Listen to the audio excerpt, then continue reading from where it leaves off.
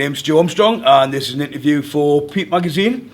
I've got bare knuckle boxer here, Scott Midgley. How are we doing, Scott? I'm good, how are you, mate? Not too bad. Cheers. Are you all prepared for tomorrow night then?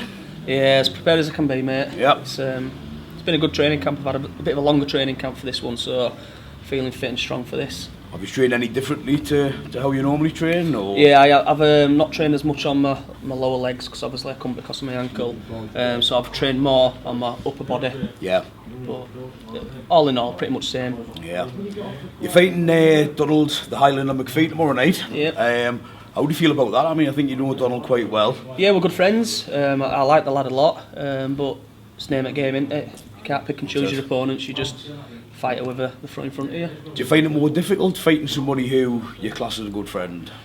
It's probably a little bit better because if I'm fighting someone I don't know and I get a little bit angry, you can lose your head in that fight. Yeah. Whereas at least with a friend you can pause and you just keep it as a competition. So we'll just treat it as a competition and see who's best man at night. I think it's definitely going to be a good one. Your last fight at Newcastle, it's quite well documented.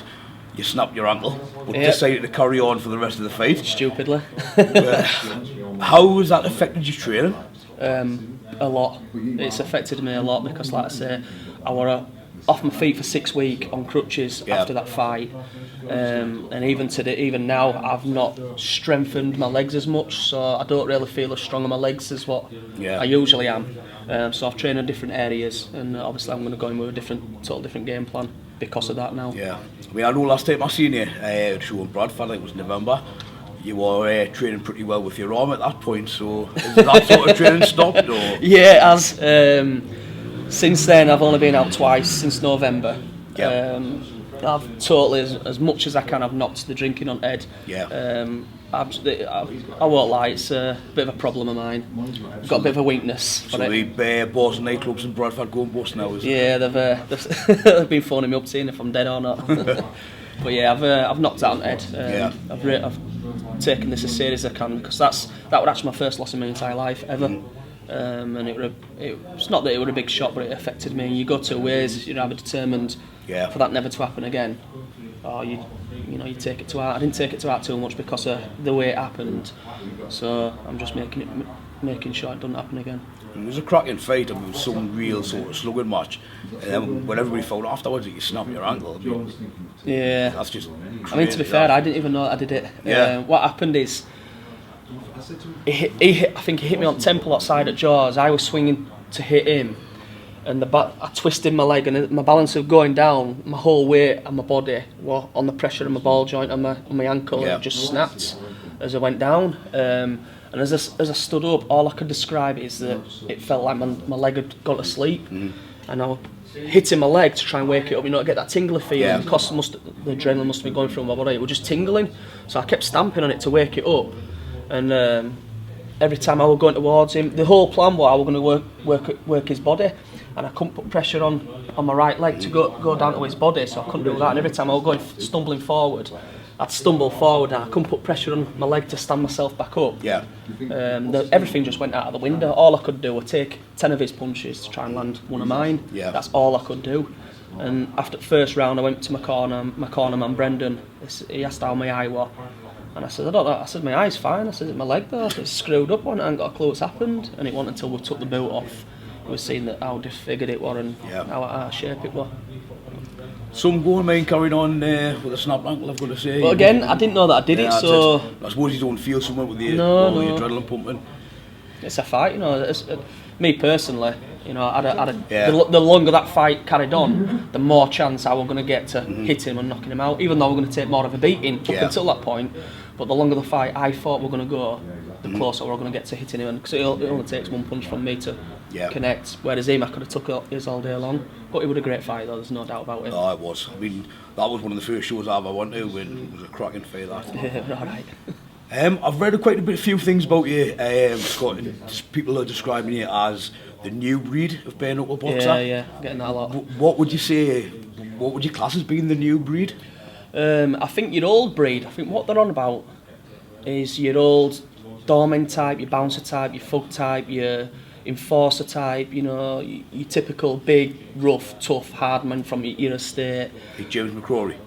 And then But now it's more of an athlete. Now Yeah. they're thinking it's more of an athlete, because obviously being more of an athlete, you can adapt to different things. Whereas we all know James is one tough guy, and it'll literally make you get knackered hitting him more, and then that's when it comes into life.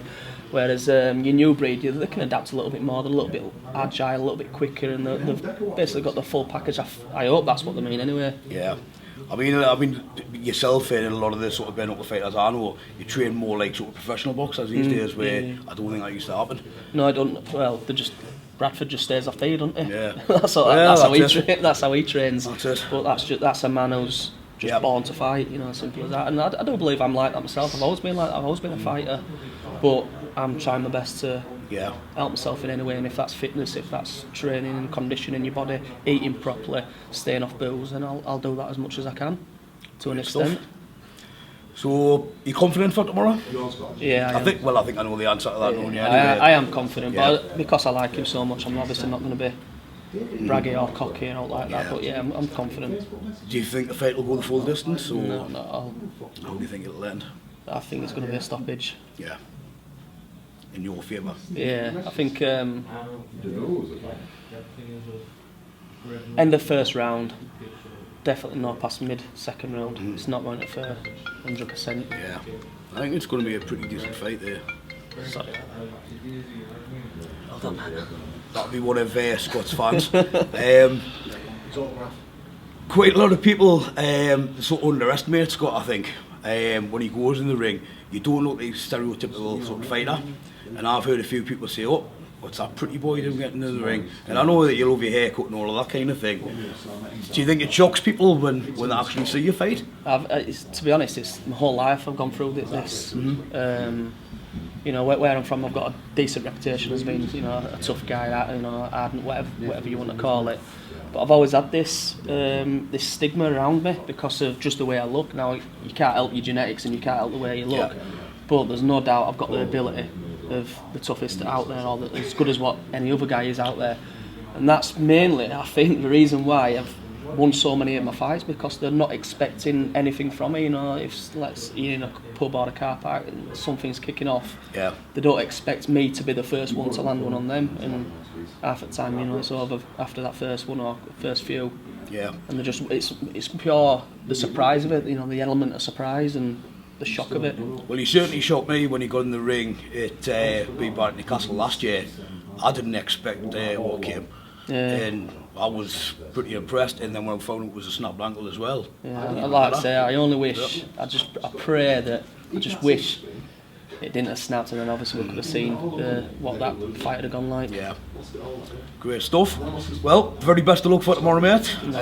Sure you do well, and I'll see you then. Cheers, Thank you very much. Thank you very Cheers. much, mate. No problem, mate.